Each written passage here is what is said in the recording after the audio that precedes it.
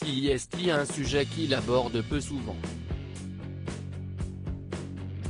Lors d'un entretien accordé à Libération, Attic s'est confié comme rarement sur son rapport à la religion. Le rappeur révélé dans la série validée sur Canal+ a expliqué avoir fait le choix de se convertir à l'islam alors qu'il vient d'une famille athée. Ça m'apaise, me donne des réponses. J'ai un rapport ultra intime et tolérant sur la religion, a-t-il déclaré avant d'ajouter que selon lui il n'y a pas une pratique.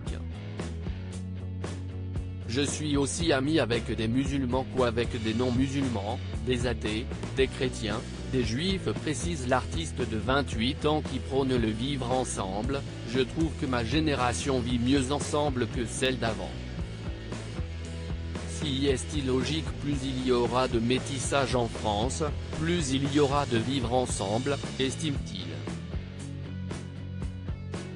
Fruit d'un métissage entre un père au nom breton et une mère aux origines guyanaises, Attic reconnaît toutefois avoir été plutôt épargné par le racisme. Ce serait mentir de dire que j'ai beaucoup subi le racisme. Oui, j'ai une tête un peu basanée donc on va être un peu raciste avec moi parfois, mais je m'appelle Clément. A-t-il avoué en précisant, en France on me prend pour un rebeu mais aux États-Unis on me prend pour un Mexicain ou un Renois. Sa dépendance à l'alcool. Dans cette même interview, Attic est également revenu sur la dépendance à l'alcool dont il a souffert quand il était plus jeune et dont il a réussi à se défaire du jour au lendemain. Alors qu'il était en décrochage scolaire, l'interprète d'Angela a sombré dans l'alcoolisme, allant jusqu'à consommer 1,5 litre de rhum par jour. Ce n'était pas joyeux, je faisais des conneries.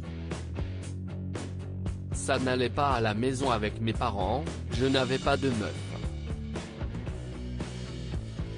Ce n'était pas la meilleure période de ma vie, s'est-il souvenu. Heureusement cette époque est désormais loin derrière lui.